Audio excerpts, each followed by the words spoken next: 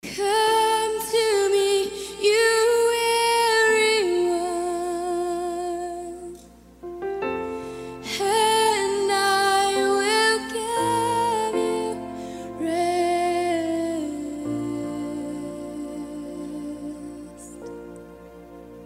I will give you rest.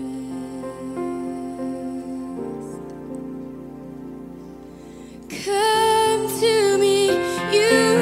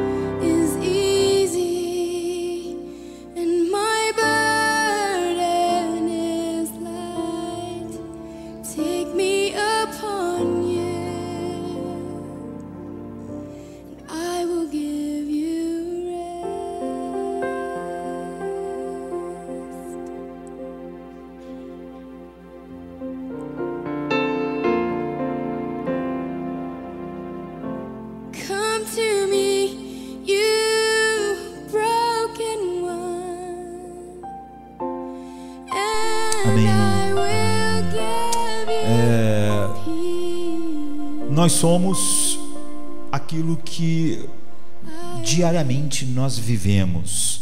Nós costumamos nos enganar e é fácil nós vivermos uma vida de uma forma e acharmos que a nossa vida é sobre outra coisa apesar do nosso dia a dia. Então, na verdade, nós não devemos nos enganar e saber que como nós gastamos o nosso dia é como nós gastamos nossa vida.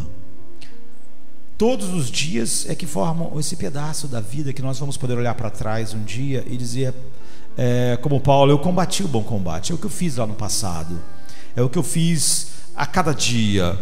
E a passagem na qual o ensino desta noite vai se basear, que é Lucas 10, de 38 a 42, nós vamos ler apenas alguns versos, embora eu vou fazer alguns comentários do contexto. Diz assim, é uma história conhecida de Maria e Marta, as irmãs de Lázaro, não é? E diz assim: caminhando Jesus e os seus discípulos chegaram a um povoado, onde certa mulher chamada Marta o recebeu em sua casa. Maria, sua irmã, ficou sentada aos pés do Senhor, ouvindo-lhe a palavra. Marta, porém, estava ocupada com muito serviço, e aproximando-se dele, perguntou: Senhor, não te importas que a minha irmã tenha me deixado sozinha com o serviço? Diz-lhe que me ajude. Respondeu o Senhor: Marta, Marta, você está preocupada, inquieta e ansiosa com muitas coisas. Todavia, apenas uma coisa é necessária. Maria escolheu a boa parte, e esta não lhe será tirada. Nós olhamos várias vezes para vários eventos na vida de Jesus, e há um perigo, sabe, porque nós queremos conhecer exatamente quem Cristo é, e nós temos Mateus, Marcos, Lucas e João que vão construindo a visão, uma foto, uma imagem correta de Jesus. E existe um perigo quando a gente vai fazendo isso, porque nós naturalmente corremos o perigo de gravitar sobre eventos que parecem mais espetaculares. Na minha seleção, na minha leitura, se eu não me policiar, eu vou tender aos eventos mais dramáticos. E nós temos, até certo ponto, essa tentação. Eu estava vendo isso quando eu olhava para essa passagem essa semana. Nós vamos à ressurreição de Lázaro. Por quê? Porque é incrível, porque é totalmente fora da curva alguém ser ressuscitado dos mortos, principalmente alguém depois de 4 dias estar morto e enterrado. E é uma história que envolve Marta e Maria, não é? E ela é muito mais dramática, muito mais, eu diria, impactante. O irmão delas duas morre e Jesus o ressuscitou dos mortos Eu estava estudando essa semana várias coisas que Jesus fez, né? Ele curando, exorcizando um homem com uma legião de demônios, e é muito emocionante e natural você gostar desses grandes eventos, dessas grandes coisas. Mas quantos eventos desse tem nas nossas vidas? Quantos eventos enormes e impactantes? Quantos eventos, como um surgimento de um Lázaro dentre os mortos, você tem assim, coisas memoráveis, dramáticas e incríveis para todas as pessoas? Poucas. Não é isso que compõe a nossa vida. Você pode se empolgar com as coisas que Deus fez com Abraão, mas levava 15, 20 anos até acontecer outra coisa. Então você não pode ter, eu acho, por definição, muitas coisas assim na sua vida. Serão poucos grandes eventos, serão poucos eventos dramáticos. Esse tipo de coisa incrivelmente impactante é totalmente incomum nas nossas vidas.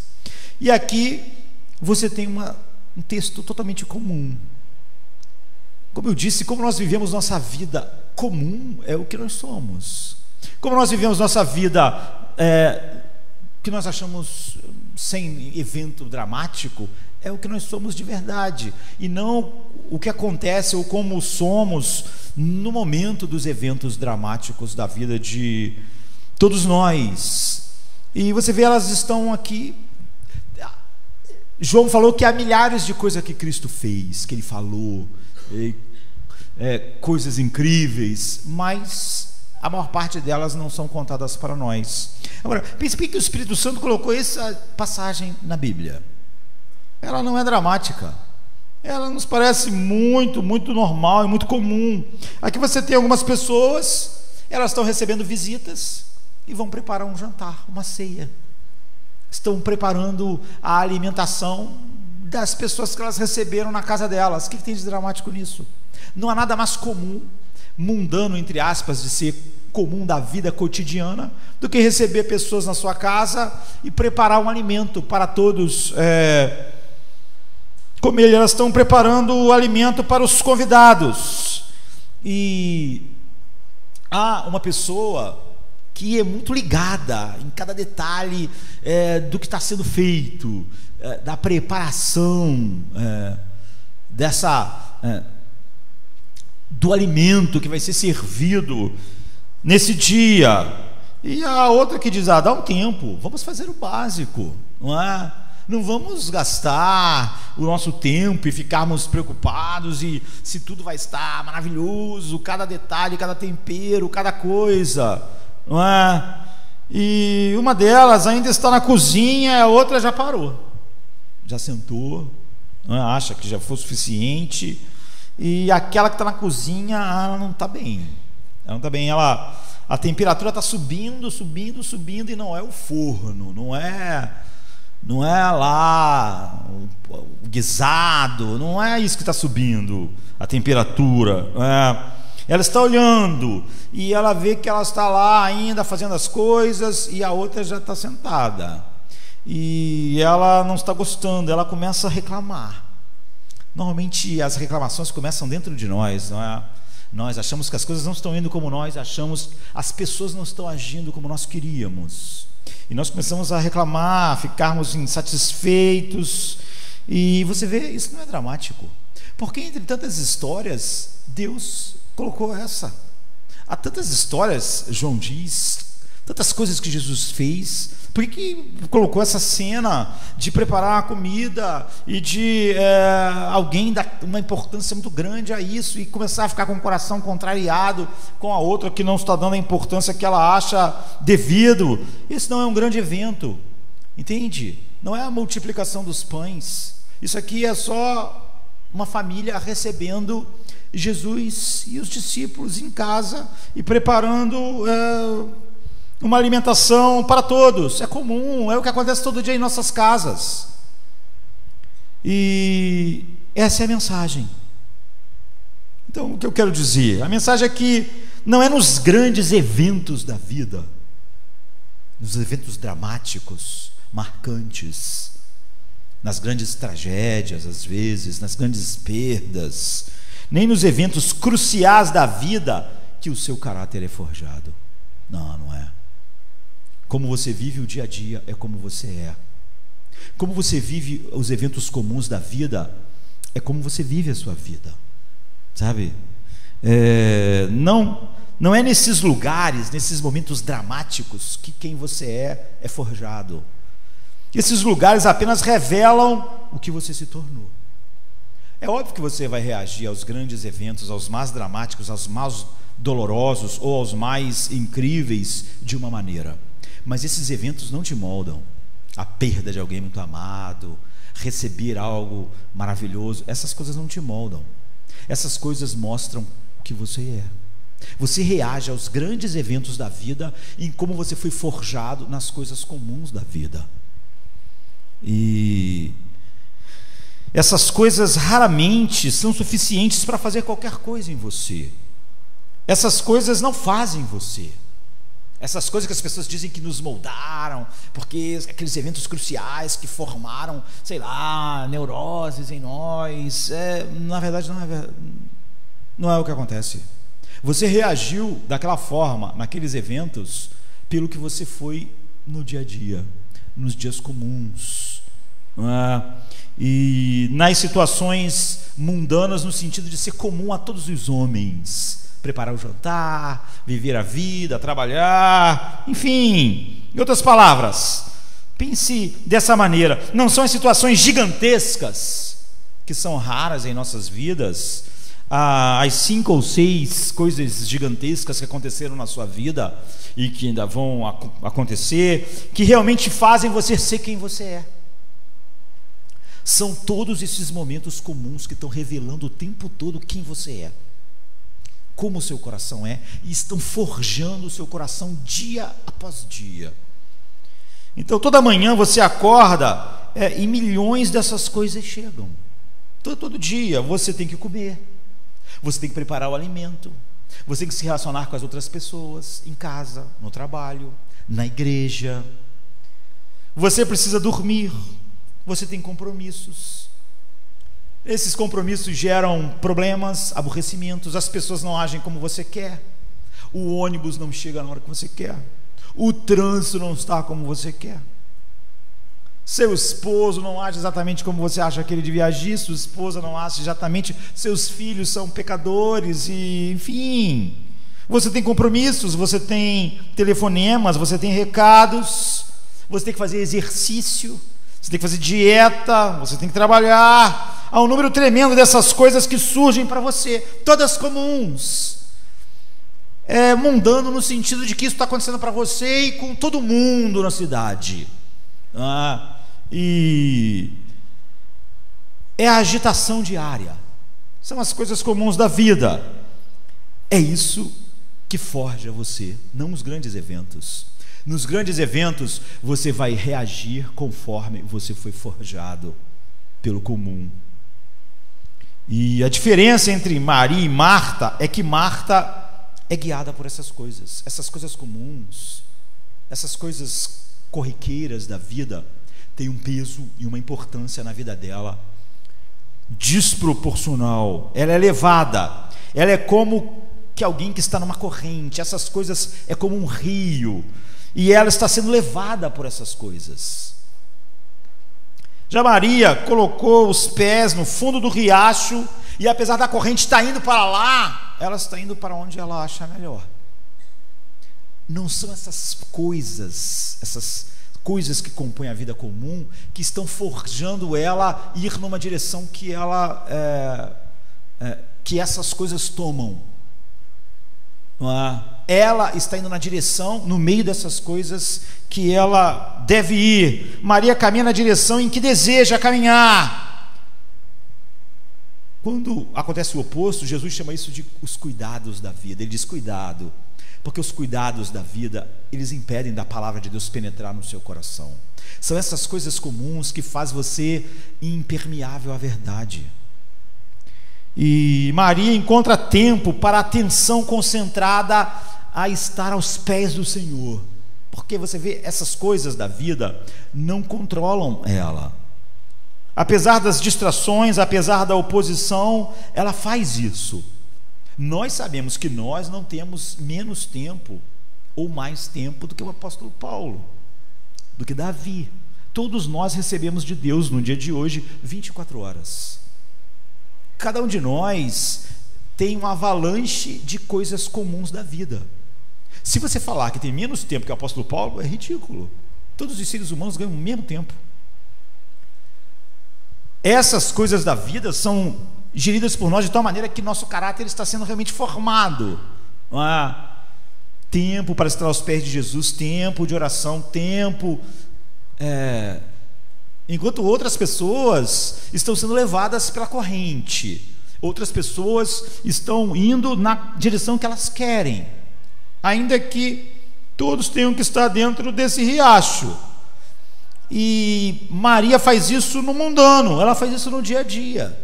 O dia a dia comum, sem nada extraordinário, não controla ela. Ela sabe quando fugir, e é isso que a torna ótima. Ela sabe o que é importante e o que não é importante.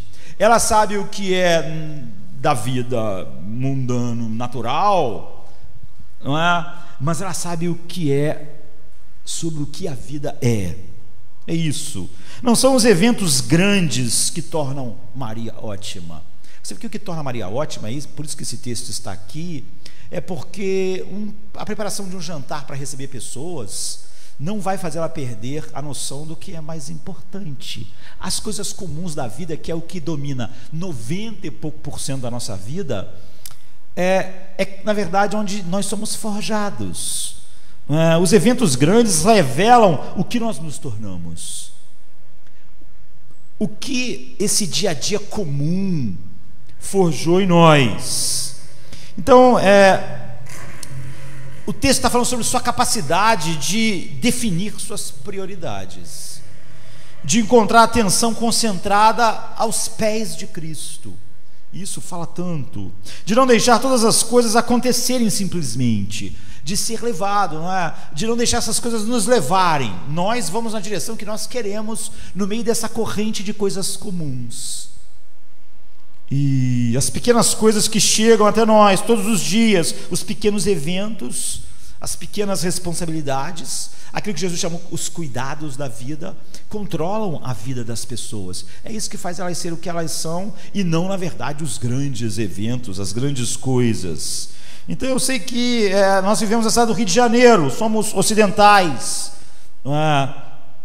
Portanto, algumas das pessoas mais ambiciosas do mundo vivem e são doutrinadas na nossa cultura. E eu suponho que centavo por centavo, né, há mais sonhos e aspirações nessa sala do que em muitas congregações no mundo, sabe? Há pessoas que estão reunidas hoje para cultuar Jesus que não têm certeza na África se vão estar vivas amanhã por causa disso.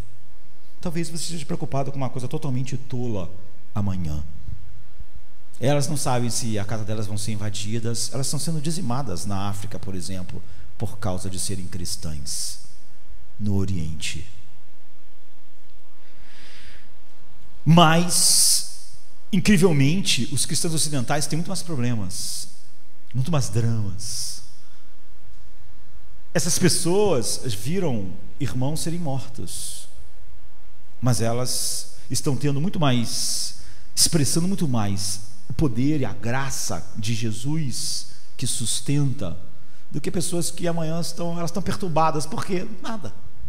As pessoas ficam perturbadas por nada, por essas pequenas coisas da vida. É óbvio que nos grandes eventos tudo fica difícil. Se nós estamos perturbados no dia a dia, sem problema nenhum, não é? Porque nós criamos aqueles pequenos problemas nesse pequeno riacho de coisas comuns. Dois amigos meus, irmãos amados, jovens, estão enfrentando nesses últimos tempos o câncer. Isso é um grande problema, não é? Impacta a família, é um grande evento. Já outras pessoas estão vivendo um monte de problemas quando elas não têm problema nenhum. É isso, essas pequenas coisas. Quando esses grandes dramas chegarem, é óbvio que nós vamos reagir, porque fomos moldados para aquelas pequenas coisas. Não são esses grandes eventos da vida que determinam quem nós somos. Você tem grandes esperanças para si mesmo, você tem aspirações para si mesmo, e esse texto nos desafia com isso. Não é? Existe alguém aqui, esse texto está dizendo, que aspira uma espécie de grandeza, almejar um nível de grandeza que daqui a 20 séculos as pessoas vão estar admirando falar, as pessoas vão estar admirando olhar, achando algo ótimo. Ou nossas inspirações são aquelas tais, tão centradas nessas coisas comuns, que não vai durar os próximos meses. Então, alguém sequer pensa nisso? Alguém diz: o que eu estou ansiando, o que está me impulsionando agora, daqui a 12 mil anos, se as pessoas souberem, isso vai ser importante. Eu quero que as pessoas ainda se reúnam e pensem e possam admirar o que o Evangelho faz daqui a 12 mil anos, ainda que seja nas coisas mais comuns. Eu quero que a minha vida não só abençoe as pessoas, mas que, se Deus quisesse, ela poderia abençoar pessoas daqui a 12 mil anos, 20 séculos na frente. A maioria das pessoas apenas diz: olha, eu gostaria de ter sucesso no meu trabalho, um grande romance, eu gostaria de alcançar as metas que eu estabeleci. As aspirações das pessoas, que impulsiona a maior parte das pessoas na nossa cultura, elas não duram nada, porque elas são assim. Maria não tinha aspirações assim. As aspirações que Maria tinha eram totalmente irrelevantes para a cultura dela, para as pessoas da época dela, mas, no entanto, em 2020, nós estamos falando sobre ela. No entanto, Jesus falou sobre Maria: aonde o Evangelho for pregado, ela e o que ela fez vai ser anunciado. Enquanto meu nome ser anunciado, o de Maria vai estar colocado junto. Não é incrível?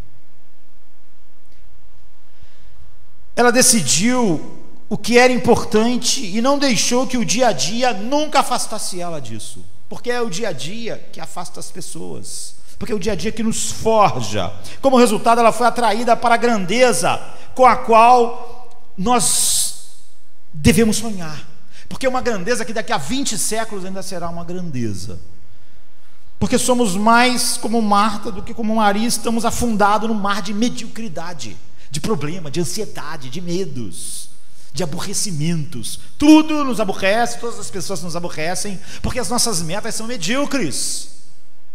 É óbvio que Marta está na cozinha, está irritada, a ponto de ter que se falar. Ela não aguenta, sabe, as pessoas dizem assim: não, tem que botar para fora, tem que falar. Ela não aguentou ficar lá na cozinha vendo Marta lá aos pés de Jesus. Ela teve que ir lá falar, ela teve que repreender Jesus. Tu não vai fazer nada, você não está vendo, você não vai fazer nada para ela mudar a atitude dela. Essa é a mensagem. O que significa sentar aos pés de Jesus? Por que essa expressão foi usada? Isso é coração desse texto. Nós perguntamos imediatamente: o que isso significa? O que significa sentar aos pés de Jesus? A melhor maneira de responder essa pergunta é olhar para Marta. Não é? A melhor resposta para nós entendermos, e nós vamos ver, do que a Bíblia diz ser sentar aos pés de Jesus, é olharmos para Marta. Então vamos olhar para quem não está sentado aos pés de Jesus, e nós vamos poder saber se nós estamos sentados aos pés de Jesus, e vamos ver o que ela está fazendo e os resultados na sua vida. Então depois vamos olhar para Maria e sabermos o que é estar sentado aos pés de Jesus, o que Ele está fazendo e os resultados na sua vida. Então vejamos quem não está sentado aos pés de Jesus, e em seguida vejamos quem está sentado aos pés de Jesus. Essa história comum, que não é um evento incrível, quer nos ensinar isso. Então teremos uma ideia do que significa sentar aos pés de Jesus, e vamos descobrir que esse é o segredo da vida, que acontece o tempo todo no que é comum e não no que é extraordinário. O que é extraordinário só revela se nós estávamos no dia a dia sentados aos pés de Jesus, ou se não estávamos sentados aos pés de Jesus. Então o segredo de tudo é não apenas sentar aos pés de Jesus 5 ou 6 vezes em sua vida, em grandes eventos, em grandes momentos. Você vê que o segredo da vida é todo dia estar sentado aos pés de Jesus. Não é fazendo algo heróico. O Evangelho não é sobre fazer coisas heróicas. Em outras palavras, Jesus não vem até nós e diz: olha, traga a minha vassoura da bruxa malvada do oeste. Não é assim que é lá em Oz. A missão em aventuras sempre é assim: você tem que salvar a princesa que está no castelo do dragão. O Evangelho não tem nada a ver com isso. Em vez disso, ele vem e diz: sente-se aos meus pés, no calor da vida cotidiana, preparar comida para as pessoas que estão na casa, acordar de manhã para trabalhar, numa vida que você tem que fazer exercício para o seu corpo físico, tem que trabalhar e com o suor do seu rosto ganhar o pão. Então, sente-se aos meus pés, nunca deixe o riacho dessas coisas definir para onde você está indo, o que você quer, cada dia comum da sua vida. Então vamos olhar para Marta por um segundo. Quem é Marta? Marta é alguém que Jesus ama. Se você olhar o versículo 38, vai notar que Jesus está saindo de um lugar, de um determinado momento do seu ministério para outro. E quando eles seguiam viagem, Jesus entrou numa aldeia, a Bíblia diz, e certa mulher chamada Marta o hospedou em sua casa. Lucas 10, 38. Então ele estava... era um momento de mudança no ministério de Jesus, como houve alguns. E nessa viagem ele passa em Betânia, e este era o lar de Maria, Marta e Lázaro. Lázaro não é mencionado aqui nessa história, mas nós sabemos que Maria, Marta e Lázaro viviam juntos, os três, e tinha um tremendo Jesus tinha um tremendo amor por essa família, um grande amor por essa família. Quando Lázaro morreu, o recado que mandaram para Jesus simplesmente foi esse. É incrível. Em João 11, tudo que eles falaram era: quem você ama está doente. Quem você ama está doente. Foi o recado que Jesus recebeu da doença de Lázaro. Aquele que você muito ama está doente. E esse texto de João vai dizer o quanto Jesus amava Marta, Maria e Lázaro. E isso apenas mostra o amor de Jesus por essa família, mas em particular por Marta. A gente vê isso quando Jesus fala com ela, não é? Quando Jesus responde a Marta, ele diz: Marta, Marta. Você sabe o que ele está fazendo? Jesus está levantando um lamento. Jesus está, eu diria, chorando. Na linguagem semítica, dobrar uma palavra significa sempre ampliação do sentimento. E isso acontece várias e várias vezes na Bíblia. Quando se trata de duplicar um nome, significa uma tremenda intensidade e ampliação do sentimento que você tem naquele momento. É como a linguagem semítica funciona. Praticamente você nunca vê Jesus ou alguém na Bíblia usando a duplicação sem estar chorando. Sempre é um lamento, sempre é um momento de emoção profunda. Você tem Davi, por exemplo, sofrendo porque ele recebe o recado que Absalão foi morto. E Absalão, você sabe, tinha dado um golpe, estava querendo matar o seu pai. O pai dele amava muito a ele. E Davi não diz: ah, Absalão, meu filho. Ele diz: ah, Absalão, Absalão. O coração de Davi está partido. Ele está chorando. Não é? Ele diz: ah, Absalão, ó Absalão, meu filho, meu filho. Ele está quebrado. Quando Jesus olha para Jerusalém, ele chora sobre Jerusalém. Como ele se expressa? Ah, Jerusalém, Jerusalém, que mata os profetas. Quantas vezes eu quis te agasalhar como a galinha faz com os pintinhos. Quantos profetas? Jeremias, Ezequiel, Daniel, todos eles vocês ou mataram ou maltrataram. Então Jesus, indo em direção à cruz, ele chora sobre Jerusalém. E como ele expressa o sentimento profundo, assim: Jerusalém, Jerusalém. Ele dobra, como Davi: ah, Absalão, Absalão. E Mateus, não é? A gente tem esse texto.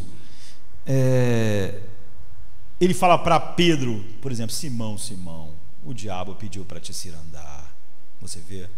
Ele está triste, ele está levantando um lamento. Você não está preparado para o que vai acontecer, Simão.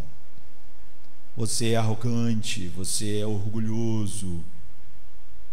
A única razão pela qual a tua fé não vai desfalecer e ser destruída é porque eu a mantenho. Porque você não tem nada em você mesmo que pudesse te sustentar. Ah, Simão, Simão. Mas onde isso acontece da maneira mais profunda, o grito mais famoso de todos os gritos, o lamento mais doloroso que já houve no mundo, em que há essa duplicação, acontece na cruz, quando Jesus diz: Deus meu, por que me desamparaste? Você vê? Sempre a repetição é um momento de um profundo lamento e tristeza. Esse é o mais famoso de todos, porque certamente esse é o maior grito de tristeza que esse mundo já ouviu. Deus meu, por que me desamparaste? É o momento mais escuro da pessoa de Cristo por toda a eternidade.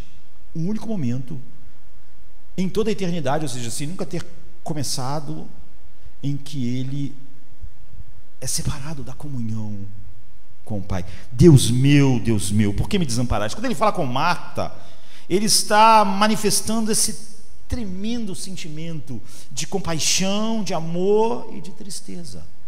Marta, Marta. Ele não está apenas ele está mostrando o quanto ele a ama e o quanto é destrutivo aquilo que parece comum, não é? Um evento comum, mas como aquilo mostrava como o coração dela estava, como era distante daquilo que nós fomos chamados para si. Marta tem um caráter, um temperamento que é desenhado em muitos lugares claramente. Ela tem um quê de liderança, mas não de liderança porque foi colocada como líder. É aquele tipo de temperamento que está sempre tomando a frente das coisas. Se você voltar para João 11, eles estão no funeral de Lázaro, e Lázaro está morto, enterrado, e Marta é a primeira a sair para falar com Jesus. Quando Jesus diz: tire a pedra, quem diz? Já cheira mal, não tira a pedra. Quem sempre toma assim a frente é Marta. Ela diz: não, Senhor, já cheira mal, é uma péssima ideia tirar a pedra, uma péssima ideia abrir a sepultura agora. Se tu tivesse chegado antes, tudo seria diferente, mas você não veio. Agora é tarde demais, agora já cheira mal. Vai tirar a pedra para quê? Não é? Então, quando Jesus vai tirar a pedra, ela diz: Senhor, mas já cheira mal. Não é uma boa ideia, é péssimo. Você vê, Marta é prática, não é? A gente pode dizer que há uma certa praticidade nesse argumento, por exemplo. Já cheira mal, era verdade. Marta é impaciente, Marta é líder nesse sentido que ela sempre está tomando a frente das coisas, ela sempre tem uma palavra para falar, ela sempre tem a sua própria ideia.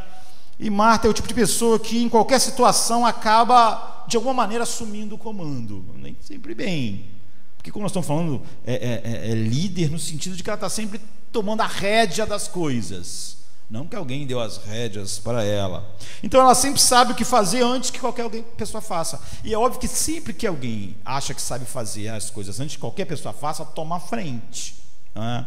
E ela é muito decisiva, muito rápida em dizer às outras pessoas o que elas devem fazer. Você vê que nesse evento ela não vai repreender só a irmã dela, ela vai repreender Jesus. Você não vai chamar a atenção dela? Você não vai fazer isso? Está errado.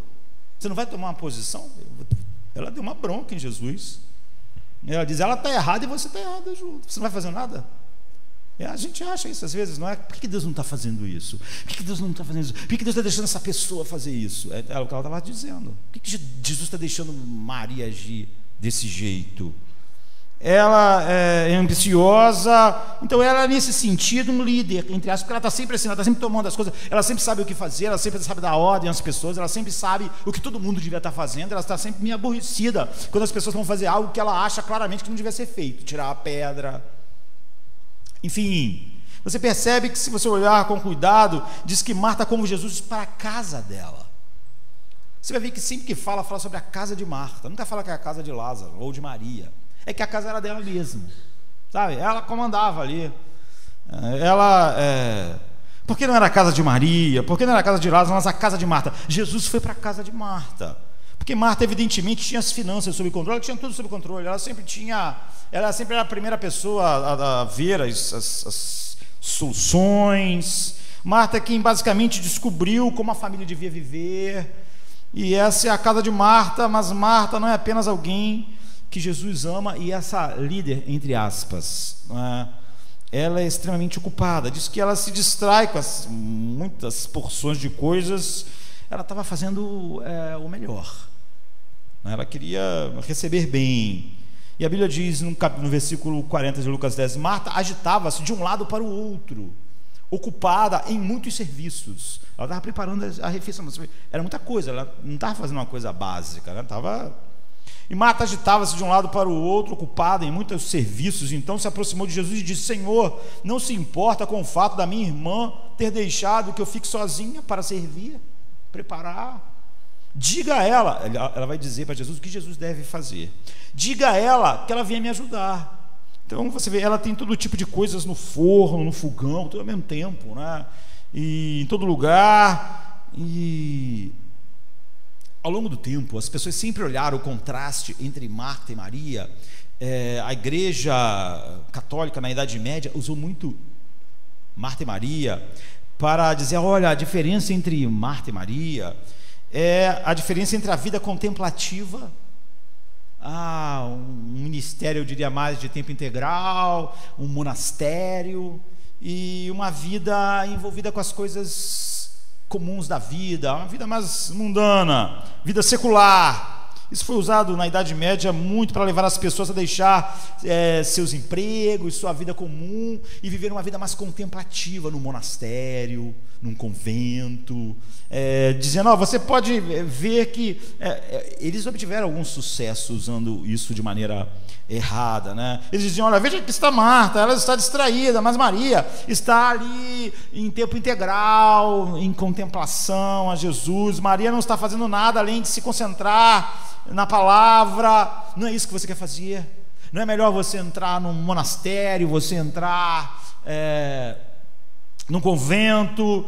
Deixe o secular, deixe as distrações do trabalho regular, da vida, e apenas se concentre numa coisa aqui está o problema com isso. Não é, o texto não é sobre isso. Se Marta representa alguma coisa, ela representa alguém que acha que o ministério é fazer algo para Jesus, porque ela não está ocupada dessa forma,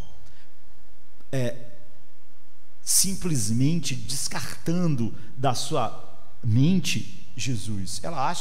Ela definiu o ministério com aquilo que ela gosta de fazer e ser, fazendo isso para Jesus, porque É o que ela está fazendo. Ela não está distraída com algo secular, entre aspas, porque ela está preparando tudo aquilo para Jesus.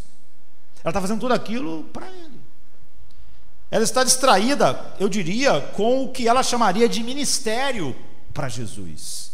Servir a Jesus. Quando nós falamos sobre ministério, ministério não é eu encontrar aquilo que eu gosto de fazer e fazer no mundo espiritual. Ministério, todos nós somos chamados a servir a Cristo. Não tem nada a ver com aquilo que nós mais gostamos. Paulo não gostava de ficar preso, mas parte do ministério dele foi, porque isso servia mais ao evangelho, ele diz, ficar na cadeia. Anos e anos. Não tem nada a ver com o que ele gostava. Tinha a ver com como Deus quer que eu... Na verdade, ministério tem mais a ver com negar a nós mesmos do que fazer o que nós naturalmente iríamos fazer. Então tudo que Marta está fazendo é para Jesus. Ela está fazendo os quitutes, os assados, os guisados, é tudo para Jesus, não é? Há realmente o problema de você se distrair com as coisas comuns da vida, que Jesus falou, olha, tenham cuidado com os cuidados da vida. Mas aquilo que a Igreja Católica estava fazendo na Idade Média estava indo contrário ao texto. Então, Marta estava muito ocupada, ela estava correndo para lá e para cá, como uma galinha que cortaram a cabeça, ainda sai correndo já sem nenhuma direção, né? Mas tudo, de certa forma, era para ele. Então, aqui está o que você tem. Isso é algo que nós teremos que entender. Em quase todas as histórias do Evangelho, você repara que Jesus aceita alguém graciosamente, com um abraço gracioso, e repreende outra pessoa. Quase toda a história do Evangelho é assim. Você vai ver que tudo que Deus quis guardar para nós tem isso. Ele não apenas acolhe alguém graciosamente, ele repreende alguém. Jesus acolhe Zaqueu, o publicano, mas ele repreende a multidão. A multidão, o Zaqueu irresponsável recebe graça, e a multidão respeitável tem um tipo de respeitabilidade que a afasta de Cristo, que Cristo condena. Então você tem a prostituta, você lembra? Jesus está na casa de Simão. Simão é um cara importante, né? Um homem lá respeitado, um fariseu. E você lembra que a prostituta entra lá, começa a beijar os pés de Jesus, lavar o pé dele com lágrima. Você vê, Jesus estende a sua graça e ao mesmo tempo repreende Simão. Eu entrei na sua casa e você, quem muito é perdoado, Simão, muito ama. Jesus está dizendo para Simão, você não ama, não é? Você se acha tão bom, tão justo, mas Deus diz que eu entrei aqui, ela está lavando os meus pés com as suas lágrimas. Ela muito ama Simão, porque ela sabe que muito foi perdoada. Você acha que não precisa de muito perdão, então o teu amor é muito pequeno, não é verdade? Ou seja, Jesus sempre acolhe, abraça alguém como essa prostituta, e na mesma hora repreende alguém como Simão. Sempre nos ensina assim. E você tem logo antes um homem endemoniado, com uma vida horrorosa, que vivia em sepulturas, vivia uma vida, e Jesus vai lá e abraça ele com sua graça, mas repreende a cidade inteira e vai embora. Sempre assim. Nessa situação aqui você tem Maria ela escolheu a boa parte. Você, Marta, Marta, a gente viu porque ele dobrou, ele está chorando. Enquanto eu estou me deleitando como Maria, como o dia a dia de Maria forja quem ela é, eu tenho que chorar por você. E você vê que aqui quem está sendo repreendido, diferente de todas as outras histórias, não é um fariseu, não é uma multidão, não é alguém que não tinha nada com Jesus, não é um incrédulo, nem mesmo um bebê cristão. Eu vou dizer quem é Marta, uma pessoa que Jesus ama, e nós devemos pensar nisso. Essa é uma bala com o nome de todo mundo que acha que está servindo Cristo, não é? Nós podemos, quando estamos ouvindo falar sobre os fariseus, sobre determinadas pessoas, nós podemos escapar, mas não aqui. Ele está falando com pessoas que supostamente o amam, que o servem, que fazem coisas.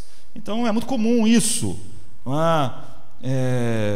Na igreja você pode fazer coisas, liderar coisas, você pode achar que é muito cansativo as coisas que você faz e estar atarefado, e na maioria das vezes as pessoas assim que acham que estão servindo Cristo, elas estão tão centradas nelas mesmas que elas não percebem, não é? Que elas não estão focadas em Cristo, e elas têm um monte de problemas e aborrecimentos. Você que Marta está aborrecida, ela está servindo Cristo, mas está aborrecida com Maria, porque ela acha que Maria não está fazendo as coisas como devia fazer. Ela está aborrecida até com Cristo. Por que Deus permite que Maria fique desse jeito? Ou seja, tudo que eu faço que me tira o foco de Cristo, é óbvio que está focado em mim mesmo. Jesus está dizendo a Marta, com amor, você vê que é com amor, porque você vê ele, Marta, Marta. É claro, mas ele está repreendendo ela. Nessa história, entre aspas, a vilã é Marta. Nessa história, na história de Simão e a prostituta, Jesus está falando, olhe para a prostituta, isso é que é arrependimento. Olhe para a prostituta, ela sabe que muito foi perdoado, porque ela se via como uma grande pecadora. Olhe para Simão, ele não se acha um grande pecador, ele acha que ele peca, ele acha que ele precisa de perdão, mas ele acha que não é um grande pecador. Então ele não tem um amor imensurável, não é? Ele não é como Paulo, que diz que o amor de Cristo constrange ele, porque ele foi quem pouco é perdoado, pouco ama. Agora, se eu tenho uma ideia verdadeira da ira de Deus infinita, e sei que alguém abraçou essa ira para eu estar livre dela, então eu amo muito, eu amo infinitamente, de tal maneira que o apóstolo Paulo diz assim, não vivo mais para mim mesmo, não vivemos mais, porque o amor dele nos constrange. O que ele abraçou e nos livrou é tão imenso. Então aqui, a vilã, entre aspas, da história é Marta. Ela é a folha levada pelo vento.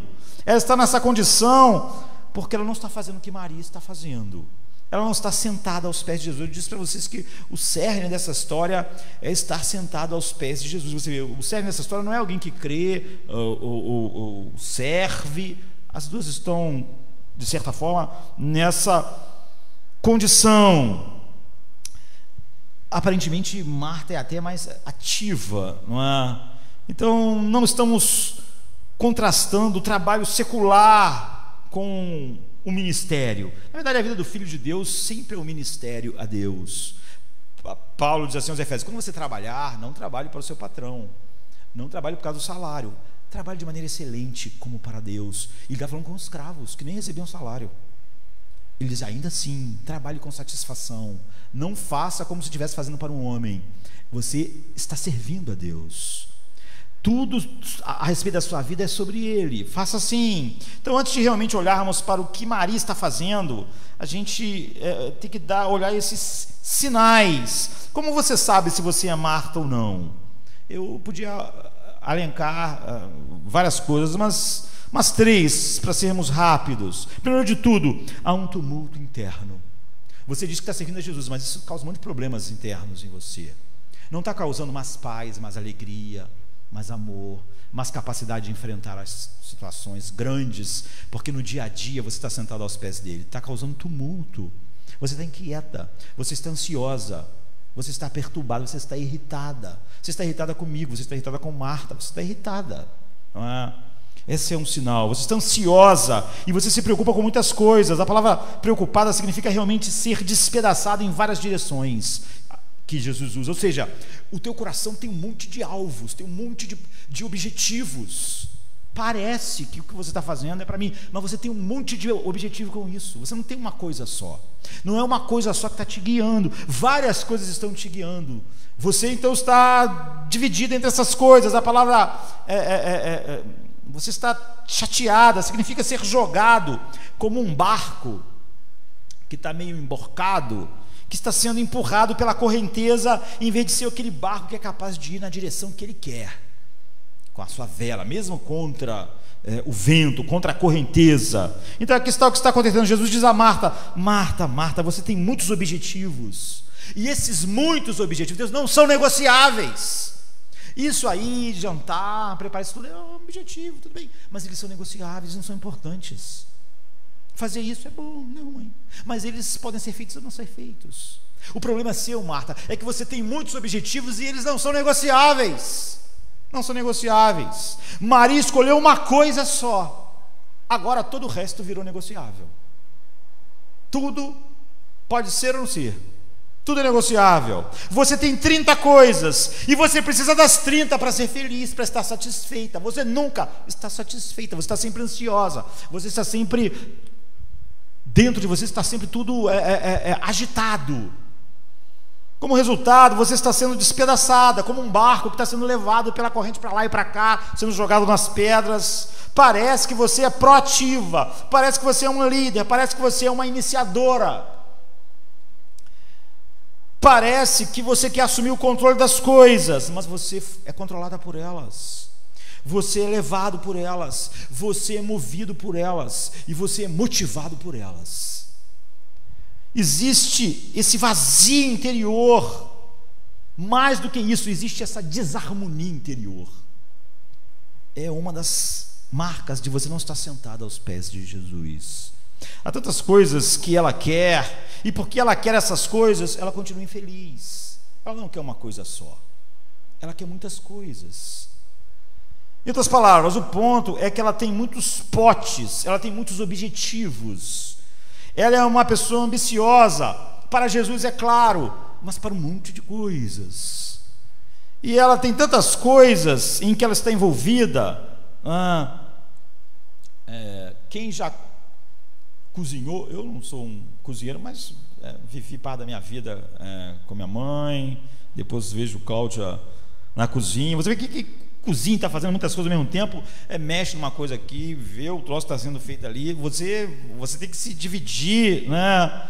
Tudo tem que ser mexido, nada pode ser visto, tudo tem que olhar, mexer de novo, olhar aqui, colocar uma pitada de uma coisa ali, eles precisam ser movidos em algum momento.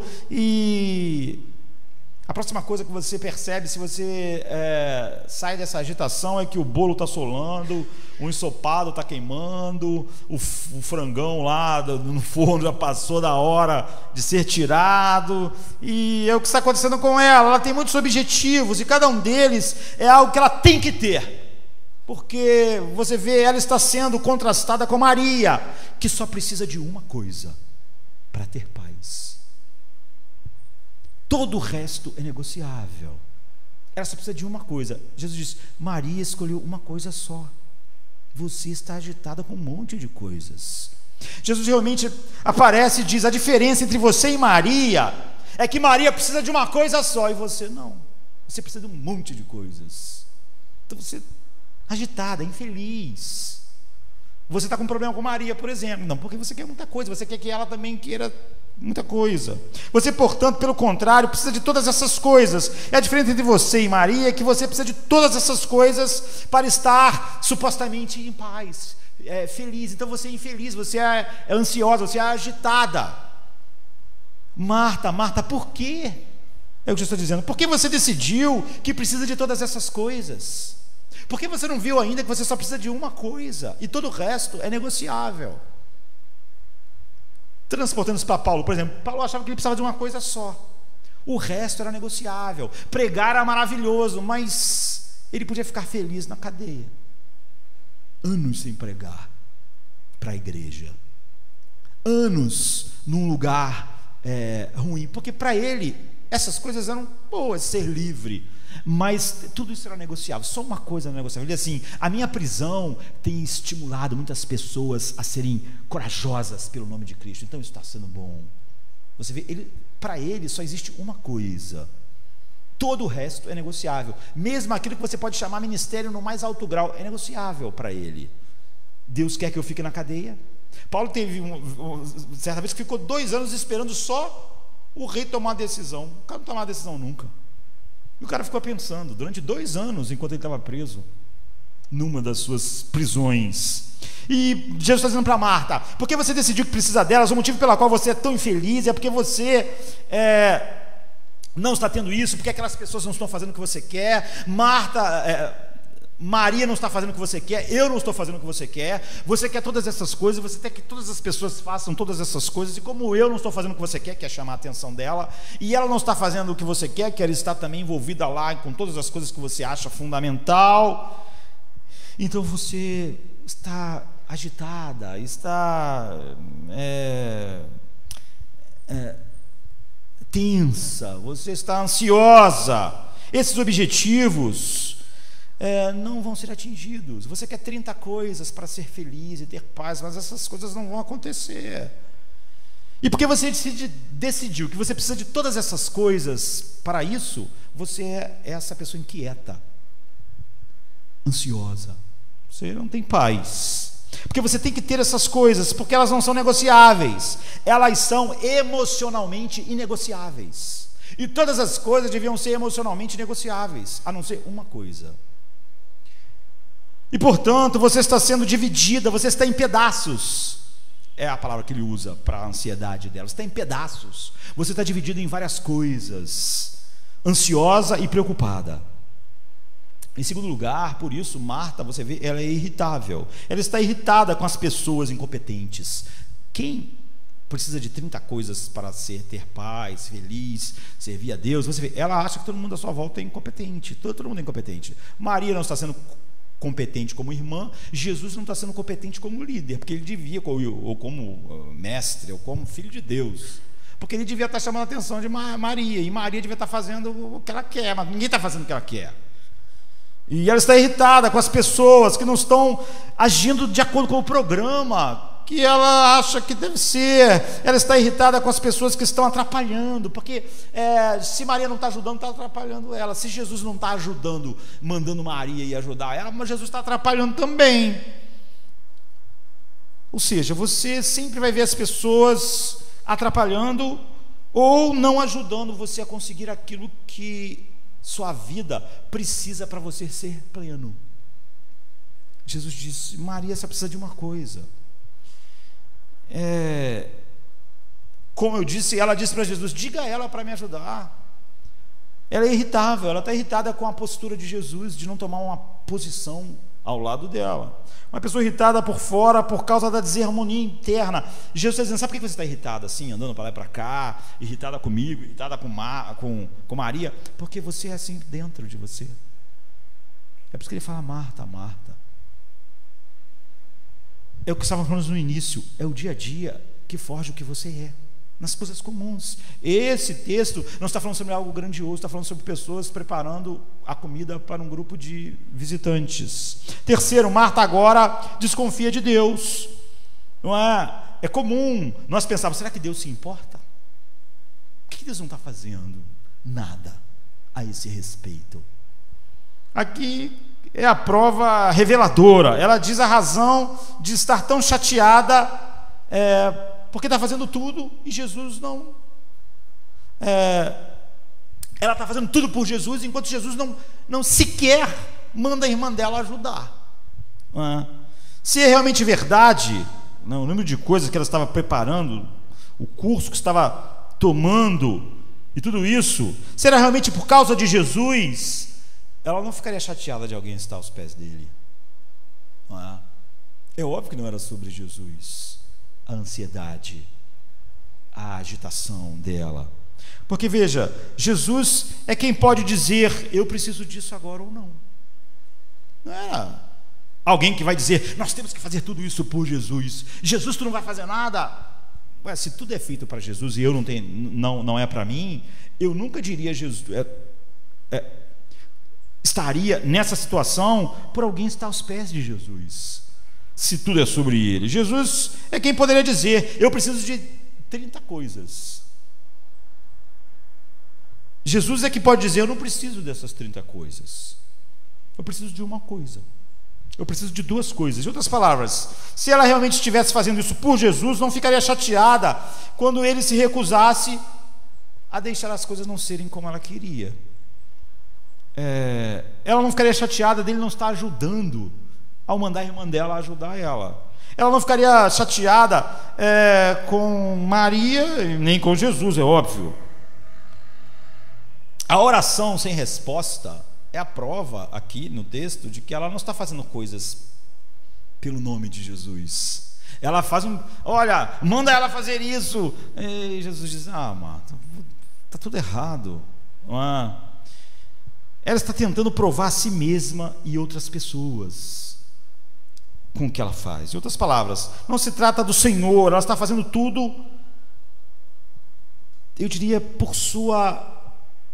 para a agenda, para a glória da sua agenda. As 30 coisas que ela acha que é importante para ela se sentir bem, ser feliz. É o que Jesus está dizendo a ela: Marta, eu sou um bom administrador, eu sou sábio, eu sou um bom administrador do tempo do meu povo. Eu não daria 1000 coisas para você fazer, não daria. Se eu sei que você só pode fazer 3 coisas, se você tem mais coisas para fazer do que comporta o dia, certamente não sou eu que estou te dando essas coisas para fazer. Eu não sou estúpido. Se você entregou-se a 1000 coisas como inegociáveis, não tem nada a ver comigo, tem tudo a ver contigo, porque eu jamais faria isso. Agora, essas 30 coisas estão rasgando você por dentro. Você está indo em 1000 direções. Você precisa delas. Você emocionalmente precisa delas. Elas são inegociáveis para você. Eu não lhes dei essas coisas para você. Você as tomou, porque cada uma delas é necessária para você, não para mim. Não, Marta. Não fique brava comigo, não fique brava com a Maria. Todos os teus problemas são internos, são no seu próprio coração. Agora, isso é verdade sobre você?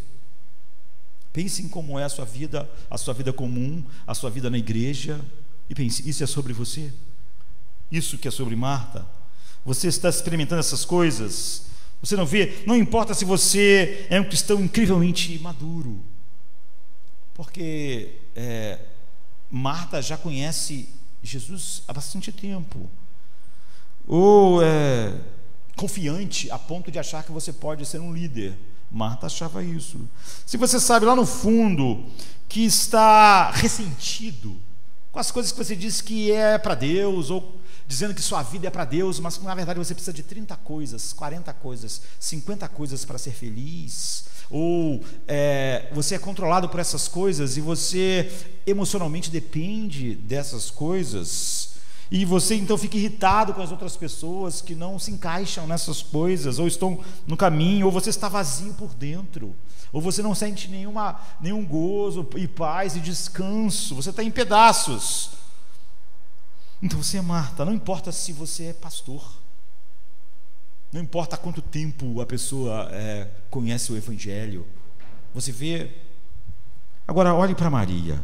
O que Maria faz? Como eu disse, a coisa mais importante aqui é isso: ela está aos pés de Jesus. O que significa? Significa algo muito importante. Ela senta aos pés de Jesus e ouve. Por que isso é importante? Na Bíblia, sentar aos pés de alguém significa algo extremamente interessante. Não é algo comum, como nós poderíamos passar por isso sem atentar. Era quase uma palavra formal, a palavra que é usada aqui, que significa estar sob a autoridade de alguém. Quando se diz, por exemplo, que as pessoas na igreja de Jerusalém venderam casas, terras e pegaram o seu dinheiro e colocaram aos pés dos apóstolos, o que isso queria dizer? Por que não fala assim, eles deram o dinheiro aos apóstolos? Por que a expressão é a mesma, né? De Marta estar aos pés de Jesus. Por que as pessoas pegaram os seus bens voluntariamente e colocaram aos pés dos apóstolos? Isso significava que o dinheiro não era mais deles. Está sobre a autoridade de vocês. Façam o que vocês quiserem. Não é nosso. Nós vendemos, pegamos o dinheiro e colocamos aos pés dos apóstolos, de João, de Pedro, enfim. Façam o que vocês acharem melhor. Deem a esse dinheiro o destino que vocês acharem melhor. Está sob a autoridade de vocês. Eles colocaram o dinheiro aos pés dos apóstolos. Ou seja, está dizendo o seguinte: esse dinheiro está à disposição de vocês. Vocês façam o que acharem melhor. É por isso que é aos pés. Há muitos lugares onde diz: sente-se, por exemplo, o pai fala para o filho: sente-se à minha direita até que eu coloque todos os seus inimigos aos seus pés. É a mesma expressão, aos seus pés, todos eles sob a tua autoridade. É óbvio que Jesus, eu já disse isso, como Deus, tudo estava sob a autoridade dele, mas o Pai está falando dele de uma maneira diferente agora. Ele diz: eu vou colocar tudo aos seus pés como cabeça da igreja, tudo aos seus pés como redentor da igreja, para que a igreja tenha tudo em você. Sente-se à minha direita até que eu bote todas as coisas, todos os seus inimigos, tudo que não te glorificou, aos teus pés, aos pés de Jesus. Marta estava aos pés de Jesus. As pessoas colocaram o dinheiro aos pés dos apóstolos. O Pai diz: eu vou colocar tudo aos seus pés, tudo sobre a tua autoridade. Estar sob os pés significa estar sob a autoridade. Então observe que Maria não estava simplesmente escutando como você está escutando esta noite. Eu espero que você esteja escutando como Maria estava escutando, mas não é simplesmente, ela não estava ali ouvindo palavra, ela estava aos pés de Jesus, ela estava sob a autoridade do que ela estava ouvindo. Ela se colocou aos pés. O que ela fez é que ela encontrou um tempo concentrado para submeter a sua mente intelectualmente à palavra de Deus, não só para ouvir e julgar será bom ou não. Quando você ouve o que Deus diz e vai ver se aquilo é bom, adequado, não é adequado, isso não é estar sobre os pés de Jesus ouvindo a palavra. Aos pés é se submeter intelectualmente, como por exemplo o pai vai submeter todas as coisas a Cristo, botar aos pés de Cristo, como aquelas pessoas que colocaram o dinheiro aos pés dos apóstolos, disseram: está sob a autoridade, vocês façam o que vocês acharem melhor. Como Maria estava aos pés de Jesus, ela está se submetendo intelectualmente à verdade. Então essas duas coisas estão envolvidas. É um tempo focado, mas é um tempo submisso. É isso que significa estar aos pés de Jesus. Tempo focado significa que você precisa reservar um tempo para ouvir a palavra de Deus, não é? Sempre.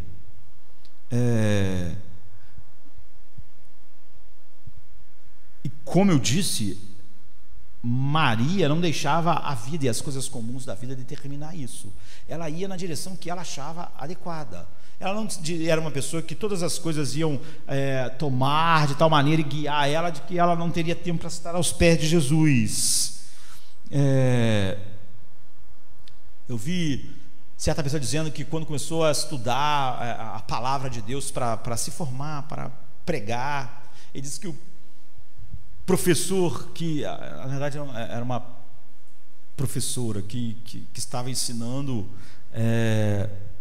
uma das matérias aos alunos, disse assim: olha só, agora cada um de vocês vai pegar esse texto aqui, ide por todo mundo e pregai o evangelho, e todos vão ficar 30 minutos pensando sobre esse texto, e cada um vai escrever tantas coisas a respeito disso. Nesses 30 minutos você vai escrever 30 coisas que você tira desse texto. E ele disse que quando começou a olhar o texto, passar os 5 minutos, ele achava que já tinha visto tudo sobre o texto. Vai lá para me ver aqui nesse texto. E ele disse que achou que olhou para o lado, ver se as pessoas estavam realmente vendo. Mas ele tinha que continuar. Ele pensou: é ridículo, eu vi tudo que podia ver. Mas ele disse que continuou como foi mandado, e de repente ele começou a vir as coisas. E aí depois, passou os 30 minutos, a professora pergunta assim: quem nos primeiros 5 minutos viu alguma coisa, levanta aí e fala. Quase ninguém. E nos 10, e depois dos 15, aí começou a levantar, e depois dos 20,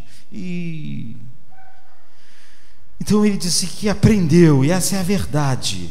Você não pode seguir sua Bíblia por 5 minutos pela manhã, o que você chama de devocional, em busca de uma inspiração. Isso não é estar aos pés de Cristo em sua palavra.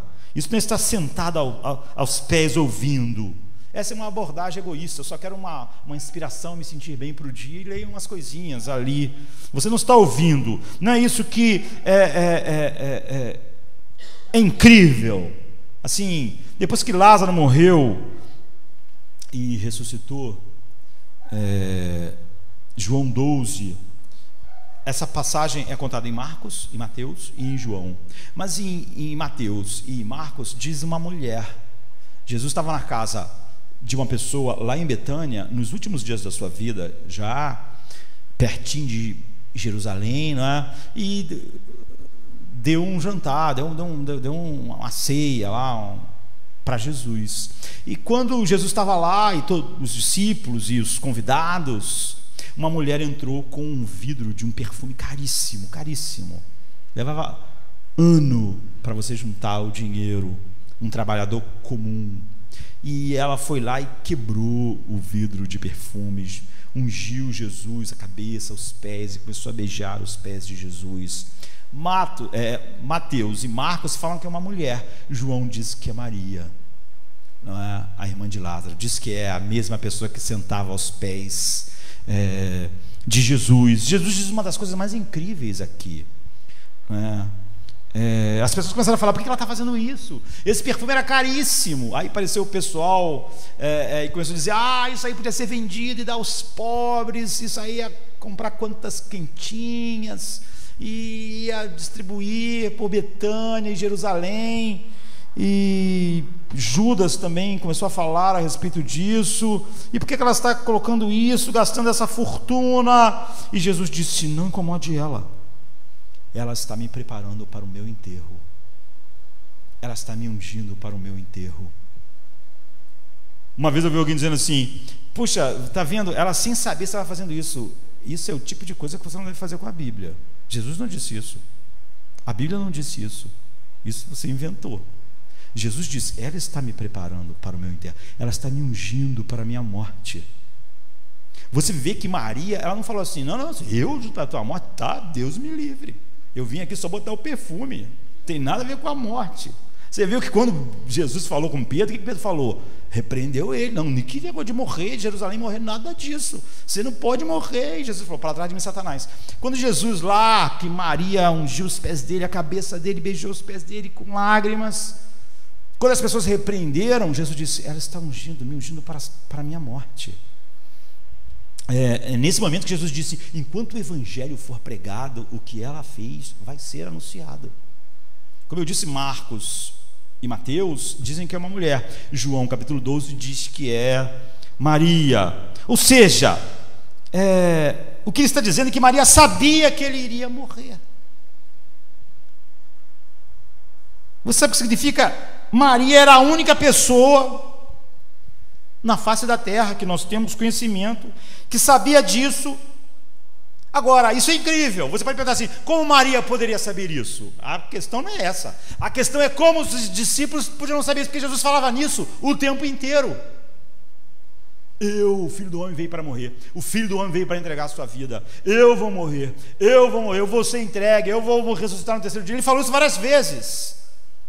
Agora, por que só Maria sabia disso? Se você ler Mateus, Marcos, Lucas, João, você vai ver que continuamente Jesus estava dizendo aos apóstolos que ele iria morrer, que ele iria sofrer, mas eles nunca entenderam.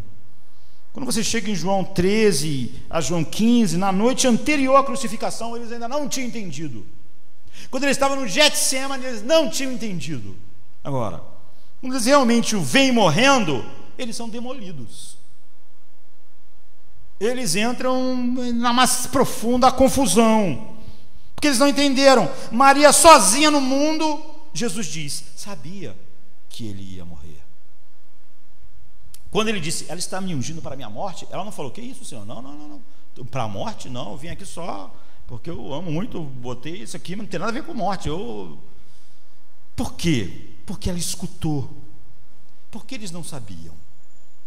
Porque eles não ouviram o ensino. Você diz assim: mas como, pastor, se Jesus falou várias vezes com eles a respeito disso? Aqui está a diferença: ela estava aos pés de Jesus, eles não. Eles tinham uma grade do primeiro século, e a grade do primeiro século dizia: o Messias vai ser poderoso, o Messias vai vencer os nossos inimigos, o Messias vai fazer a gente ir lá para cima. Eles tinham essa grade. Qualquer coisa que Jesus dissesse fora da grade, que eles já tinham decidido que o Messias devia ser, eles não viam, não podiam ouvir. Eles podiam ouvir Jesus falar 1000 vezes, mas eles não podiam ouvir mais. Como hoje, você pode achar assim: que coisa incrível. Não. Se você tem uma grade ano 2020 é a mesma coisa. A Bíblia vai dizer que a pior coisa que um ser humano pode fazer é confiar em si mesmo. A psicologia secular diz que você deve ter autoconfiança. Um monte de cristão acredita que nós temos que ter autoconfiança. Você pode perguntar assim, como se a Bíblia diz o tempo inteiro o contrário? A pessoa tem uma grade. E como ela tem uma grade do século 21, o que Jesus diz contrário à grade, ela não ouve. Ela não ouve, ela pode ler. Esses dias estava vendo a internet e um cristão colocou algo sobre perdoar. Um cristão, aí eu fui ler. Eu também escrevo coisa na internet e olha o que está escrito: perdoar é uma espécie de faxina em nosso interior. Eu te perdoo porque eu não mereço carregar comigo o lixo que não foi produzido por mim. Eu te perdoo porque é injusto meu coração estar maculado por um pecado que não é meu. Eu te perdoo porque eu mereço paz e preciso ser feliz. Essa é uma descrição diabólica do perdão. Tudo é centrado na pessoa. É a coisa mais ególatra que você podia ler.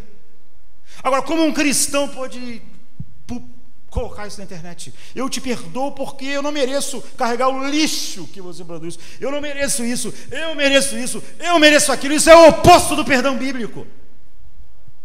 Agora, como é que uma pessoa que conhece o Evangelho escreve isso? Essa pessoa tem uma grade. Ela tem uma grade humanista secular. Não importa o que a Bíblia diz. Isso aqui é tão oposto ao que a Bíblia diz que um cristão, quando olhasse para isso, poderia pensar: que coisa horrível. O perdão, eu perdoo o outro, não tem nada a ver por causa de eu mereço isso, eu mereço aquilo outro, porque eu não mereço isso, eu não mereço aquilo. É só por causa, eu olho para o que Cristo fez por mim, e não há nada que essa pessoa pode ter feito a mim que se compare. O amor de Cristo transborda de mim. Eu sou tão pior do que todas as coisas que acontecem comigo, e eu fiz coisas tão piores a Deus do que qualquer ser humano pode fazer a mim. E Jesus pôde olhar para as pessoas da cruz e perdoá-las. As razões de um cristão não tem nada a ver de ser centrado em si mesmo. Eu não mereço o lixo que foi produzido por você. Eu não mereço carregar a infelicidade. Eu mereço ser feliz, por isso eu vou te perdoar. É horrível isso. E aí você lê um monte de pessoas dizendo: olha, nada é mais importante do que a autoconfiança. Aí o que a Bíblia diz? O homem que confia em si mesmo é um tolo. Então como é que as pessoas escrevem essas coisas? Elas têm uma grade. Elas têm uma grade, queridos. Uma grade do século 21. Uma grade humanista secular. Tudo que a Bíblia diz contrário à grade, a pessoa não vê. Não importa quão clara a Bíblia seja. Quão clara a Bíblia seja. Jesus foi claro: eu vou morrer, eu vou morrer. Por que eles não entendiam? Porque eles tinham uma grade. O Messias não vai sofrer. O Messias vai vencer. Tudo que Jesus dizia que contrariava a grade, eles não ouviam. Eles não estavam aos pés de Jesus. O que vai nos transformar, o Espírito Santo nos santifica através da Bíblia, é quando a gente se senta aos pés de Jesus. A gente se senta, como eu falei, estar aos pés é estar sob a autoridade. O que é dito, eu me submeto. Maria se submeteu. Jesus disse que ele ia morrer, então ele ia. Disse que ia morrer e ressuscitar, ela acreditou, porque ela estava aos pés de Jesus. Ela estava como as pessoas que pegaram o seu dinheiro e colocaram aos pés, ela está sob a autoridade. Vocês façam o que vocês quiserem. O Pai: eu vou colocar os inimigos aos teus pés. Ou seja, você vai estar sob a autoridade final sobre tudo, como cabeça da igreja. Maria estava aos pés de Jesus. Ela está dizendo o seguinte: eu submeto totalmente a minha mente à verdade, sem grades. A minha cultura tem essa grade do século I, que diz que o Messias deve ser assim, mas tu me diz como o Messias deve ser. Eu não digo como você deve ser. Eu não vou fazer o que Marta fez, dizendo que você devia fazer, como você devia ser. Se tu diz para mim que você vai morrer e ressuscitar, eu acredito. Não importa o que a grade diz. Você vê como é fácil a gente nunca ouvir nenhum sermão. Nunca ouvir, porque a gente ouve e concorda enquanto está de acordo com a nossa grade. Pedro escutava muitas coisas que Jesus dizia e achava maravilhoso. Você vê, Jesus estava fazendo coisas, falando coisas, ele estava achando maravilhoso. Quando Jesus disse: eu vou morrer, ele disse: não faça isso. Isso não pode, porque foi contra a grade. Enquanto está de acordo com a grade, isso porque eu não estou me submetendo à autoridade da verdade. Eu não estou sentado aos pés de Jesus. Então, o que é estar sentado aos pés de Jesus? É estar sobre a autoridade daquele ensino, do ensino de Cristo. É assim que o Espírito Santo ainda que ele diga coisas que para mim possam ser duras, como era para Maria, que eu amava tanto, ouvir dele mesmo que ele seria morto, assassinado, e que ressuscitaria. Mas ela estava aos pés de Jesus. Pedro não estava, João não estava. Então Jesus podia dizer 1000 vezes: eu vou morrer, eu vim para morrer. Mas eles não entendiam. Eles não, porque eles pensavam em outra coisa. Eles entendiam de outra forma, porque eles tinham uma grade. Se você tem uma grade, você nunca ouve Deus. Você só ouve Ele até onde atinge a grade. Então você não está aos pés de Cristo. Mas é óbvio que Marta ouvia Jesus até a grade que ela tinha.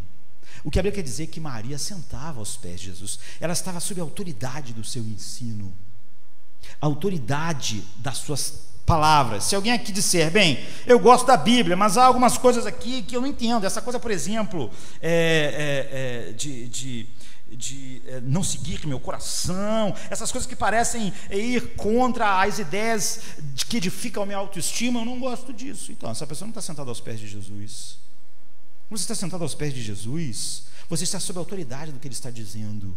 Se ele disser algo que é contrário a tudo que eu sinto, eu penso: tudo que eu sinto está errado, está errado. Oh Deus, direcione os meus sentimentos, molde eles com o seu poder. Então, alguém diz: olha, isso aqui eu não posso aceitar. É porque você pegou a grade do século 21, você pegou a grade de 2020 e você colocou a Bíblia nela. Tudo que a sabedoria de 2020 diz que está contrário à Bíblia, você faz igual aquela pessoa falou: eu perdoo por isso. Todos os motivos que ela deu eram diabólicos, nenhum bíblico. Mas ela não pode ver. Não é que essa pessoa viu isso aqui, não é? Isso aqui é totalmente contrário ao Evangelho, eu vou botar assim mesmo. É que essa pessoa tem uma grade, ela tem uma grade humanista secular que ela não consegue ver. Não consegue ver mais. Então você vê como é ridículo. Antes de 100 anos atrás, 1920, tudo que o ser humano conhecia. Imagine se alguém há 100 anos atrás não seguiu a palavra de Deus porque seguiu a sabedoria de 1920. Agora a gente está rindo delas. Olha o que eles achavam sobre a alma. Olha o que eles achavam que ia resolver o problema da humanidade. Não resolveu nada, era tudo uma bobagem. Mas aquelas pessoas submeteram a Bíblia à grade de 1920. E é ridículo. Mas eu posso estar fazendo o mesmo com 2020, porque eu não estou aos pés de Jesus. Então, depois que ela unge os seus pés, Jesus diz em Marcos 14:9: até o fim dos tempos, o que ela fez não será esquecido. Enquanto o Evangelho for pregado, o que ela fez, ela sentou aos meus pés, ela ouviu a verdade, ela esteve sob a autoridade da verdade, ela me ungiu para a minha morte. Isso é grandeza, você vê. Maria não estava buscando fazer algo que seria lembrado em 2020, mas ela fez. Porque ela fez da palavra de Deus a única grade para ela. Porque ela sabia o que estava acontecendo. E porque ela era a única pessoa que sabia o que estava acontecendo, que Jesus estava indo em direção à sua morte. Porque ela ouviu. Porque ela sentou aos seus pés. Porque ela se submeteu ao que ele dizia, em vez de colocar uma grade e não deixar passar dali. Ela pegou a palavra de Deus e não passou um tempo concentrado, estudando simplesmente, intelectualmente, para ver o que ela concordava, o que eu sinto sobre isso. Ela não fez isso. Maria se submeteu intelectualmente à palavra de Deus. O que ele diz é a verdade. Os meus sentimentos vão ter que ser levados nessa direção. Ela não passou o que Jesus disse por grade nenhuma, nem a grade da minha sabedoria, nem a grade dos meus sentimentos, nem a grade do que o humanismo secular disse. Ela sem grades. O que ele disse? Ele disse que vai morrer e vai ressuscitar. Por que você acha que tantas pessoas hoje, elas ouvem parte, parece que elas concordam com grande parte do Evangelho, mas aí chega lá num ponto ela tem um problema? Porque ela tem uma grade. E é óbvio que ela não estava se submetendo à palavra em momento nenhum. Era só porque não tinha chegado na grade. Então, vou te dar 2 razões, então nós encerramos. Logicamente faz sentido que você deva realmente olhar a Bíblia com a grade de 2020, com a opinião do último filósofo, com a opinião do último pensador, com a opinião do último psicólogo, com a opinião do último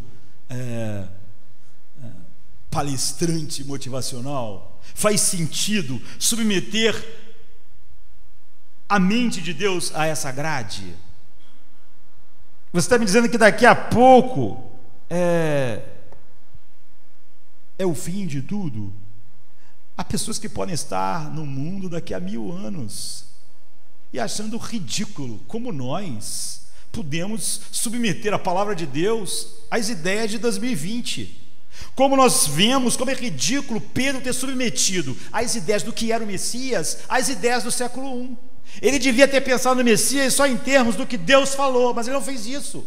Ele pegou a grade do século I, que diz que o Messias ia livrar Israel, ia fazer Israel poderoso, grandioso. Aí pensou: Jesus morrer combina com o que o Messias deve ser, com a nossa grade? Não combina, então não ouço. Ele pode pregar 1000 vezes, não vou ouvir. Eu não vou me sentar aos pés dele e me submeter. Por quê? Porque não está de acordo com a grade que eu acredito. Então, meu palpite é que em 2120, daqui a 100 anos, as coisas serão diferentes. Vai ter psicólogo falando outra coisa, filósofo falando outra coisa, antropólogo falando outra coisa, sociólogo falando outra coisa. Daqui a 100 anos, os sociólogos vão estar falando uma coisa totalmente diferente, os psicólogos falam totalmente diferente. E os cristãos vão olhar para trás e dizer: como que essas pessoas puderam submeter a palavra de Deus àquelas ideias? Mas se eles não tiverem cuidado, eles vão estar sob a grade de 2120. Estar aos pés de Jesus é estar sob nenhuma grade. Por isso Maria era a única pessoa que sabia que Jesus ia morrer. Ela podia enfrentar aquelas coisas horríveis, como eu disse, os grandes eventos da vida, por causa do dia a dia comum dela, de se submeter a Jesus. Ela podia passar por aquele momento horrível de uma maneira diferente que as outras pessoas passaram, porque ela tinha escutado, ela tinha estado sobre os pés de Jesus aprendendo. Pedro não, João não. Eles iam ficar confusos quando a grade deles se mostrasse falsa, que é o que acontece com as pessoas. Elas acreditam na grade de 2020, não acreditam no Evangelho, nem no que a Bíblia diz. Acreditam até a grade, como você viu a pessoa aqui definindo o perdão, por exemplo. Quando tudo der errado, quando a paz, o gozo, todas as coisas que o mundo promete, o coração, a mente, tudo funcionando por causa da sabedoria humana, não estiver funcionando, ela vai ficar confusa, ela vai ficar perturbada. Como Pedro ficou perturbado quando a grade dele sobre o Messias não funcionou. Mas ele acreditava tanto, ele gastou tanto da sua vida depositando a confiança no Messias que não era verdadeiro, porque ele usou a grade errada. Agora nós sabemos que partes da Bíblia nós não precisamos ouvir, que partes do que Deus falou vão ser passadas por uma grade. Maria não. Estar aos pés de Jesus é isso. Você precisa disso diariamente. Estar aos pés de Jesus ouvindo, ler um pouquinho para se inspirar, não é honrar a palavra de Deus, não é estar sobre os pés de Jesus, não é ser transformado e santificado pela palavra de Deus, ser mudado por ela, porque você não é mudado, porque a grade não deixa. Em segundo lugar, o próprio Jesus nos mostra como ele se submeteu à palavra. Se você voltar a Êxodo 17, procura um lugar onde Deus vê os filhos de Israel morrendo por falta d'água. Ele diz: eu irei e ficarei na rocha. O povo pecou, mas eu vou ficar entre a rocha. Pegue a vara do julgamento, Moisés, e eu vou ficar diante de ti. Bata na rocha com o instrumento do juízo, e a água vai fluir. Se você leu isso, Moisés ficou chocado. Por quê? Porque se você ler a Bíblia, você vai ver que outras vezes as pessoas ficaram aos pés de Deus, e as pessoas estão aos pés de Jesus. Existe apenas um lugar em toda a Bíblia em que o Senhor ficou na posição oposta, e é isso que esse evento em Êxodo 17 estava apontando. Depois Paulo vai dizer: Jesus era a rocha, ferida da onde saiu a água. A vara significava o juízo de Deus. Foi a vara que trouxe as pragas do Egito, não é? Por exemplo, isso é uma referência. Êxodo 17 é uma profecia. Se você olhar para a vida de Jesus Cristo, você verá que ele se submeteu totalmente à palavra de Deus. O que Jesus nos chama é para ser como ele foi, e o que ele faz em nós é ser como ele foi.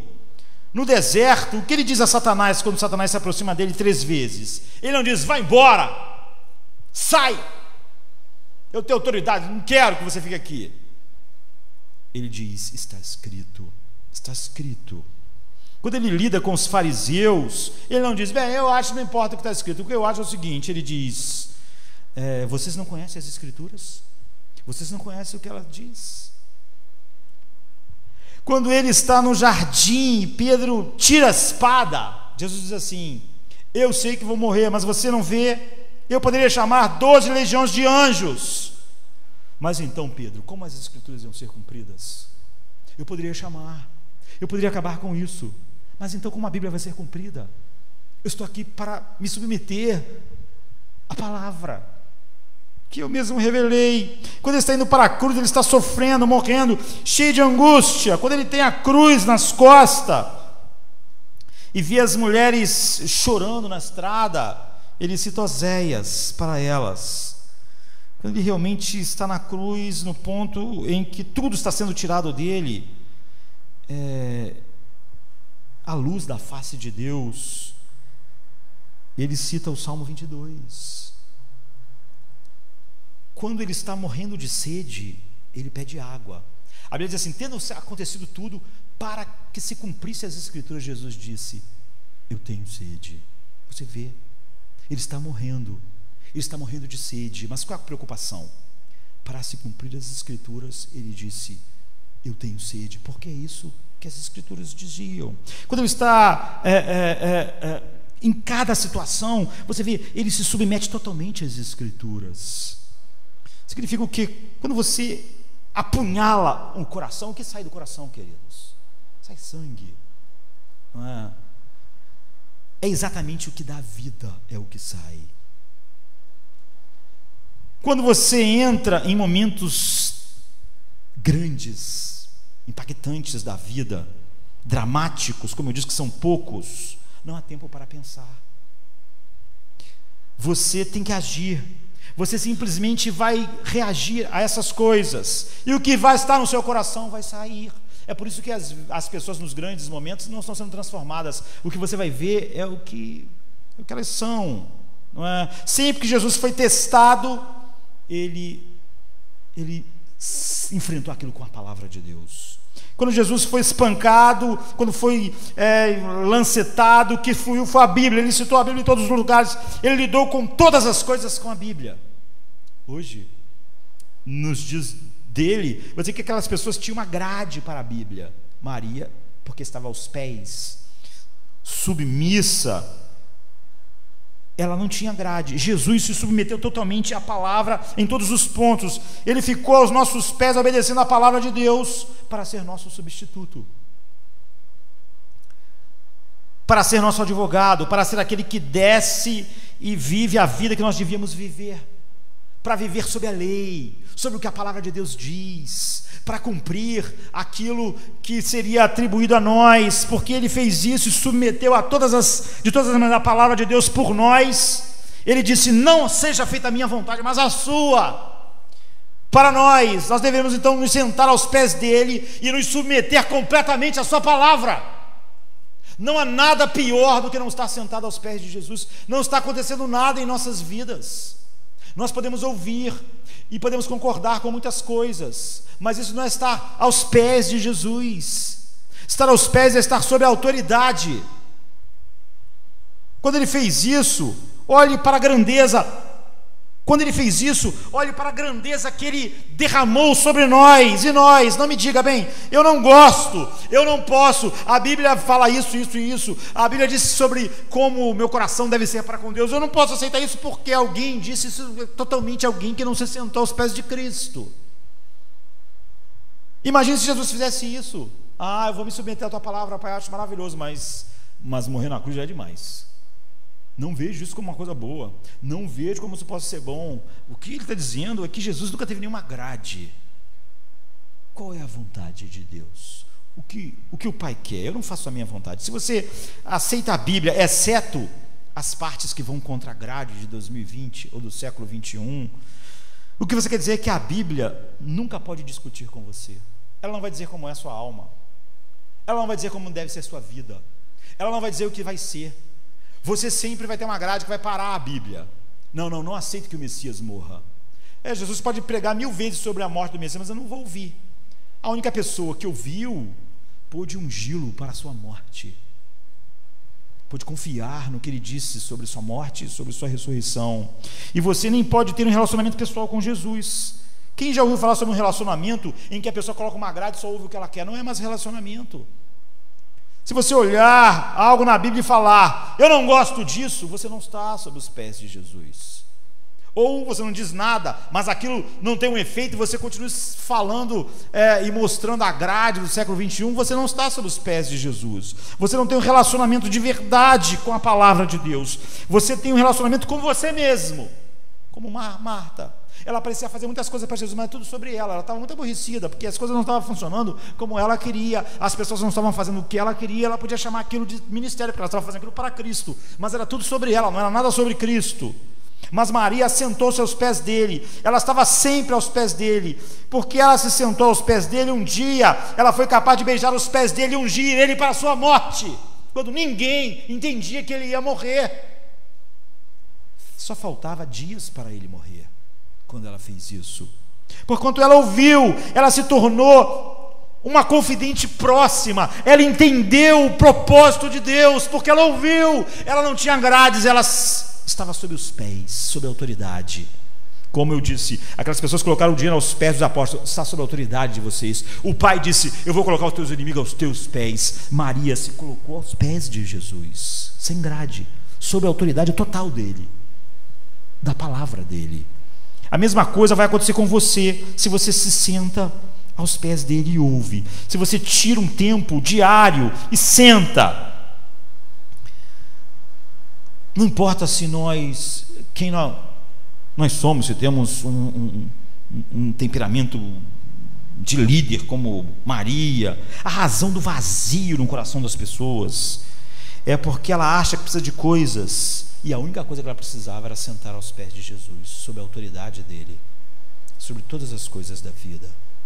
É a única coisa. Jesus disse para Marta, só uma coisa é necessária: estar aos meus pés, ou seja, estar se submetendo à autoridade da minha palavra. Mas nada é necessário. E Maria escolheu a coisa certa. Todo o resto é negociável.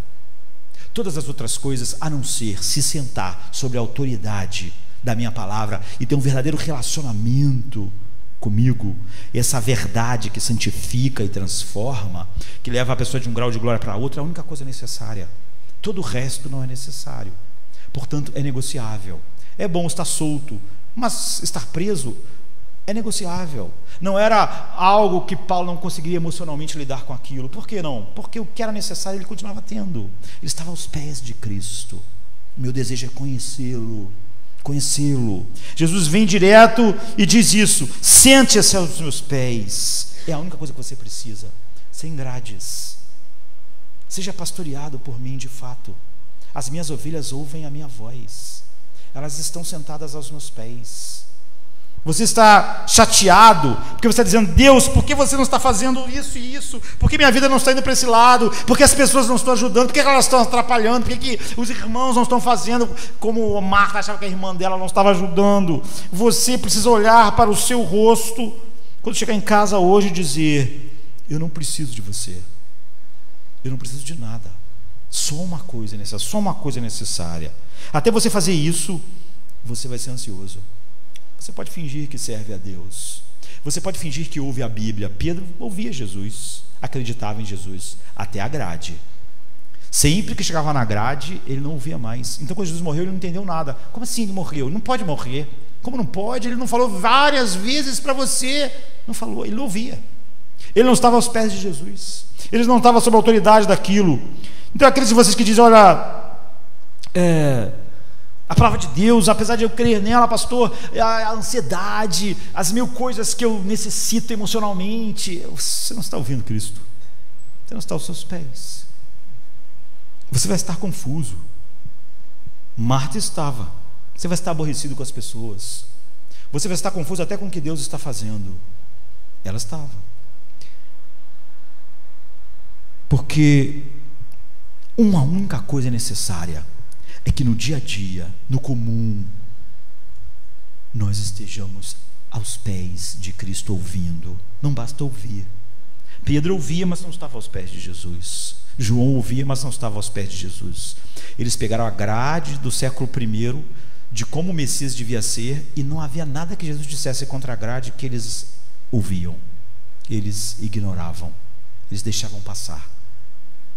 Então eles ficaram confusos, ficaram com medo, ficaram aterrorizados, até que um dia Pedro, João, Tiago finalmente sentaram-se aos pés de Jesus, só depois que ele tinha morrido e ressuscitado.